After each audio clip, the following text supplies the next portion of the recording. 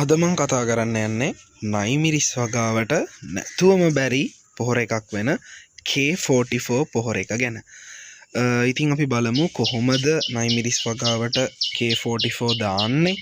K44 දාන්නේ කොයි කාලෙද? නයිමිරිස් වගාවට K44 දැම්මහම එකෙන් හම්බෙන පෝෂක කොටස් මොනවාද කියලා මේ වීඩියෝ එකෙන් ඉස්සරහට අපි කතා කරගෙන යමු. මේ පැලවලට ඇත්තටම දැන් වයස දවස් 40ක වගේ කාලයක්, මං කියන්නේ ඉඳලා දවස් 40ක කාලයක්. එතකොට මේ වගාවේ සාර්ථක විදිහට මල් හට ගන්න පටන් අරගෙන තියෙනවා. ඉතින් මං මේකට දැනට එකපාරක් මීට දවස් 7කට කලින් K44 පොහොර එක යොදලා තියෙන්නේ.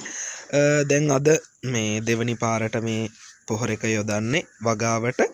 සාමාන්‍යයෙන් K44 පොහොර එක පොටෑසියම් අධි පොටෑසියම් අඩංගු පොහොර එකක්.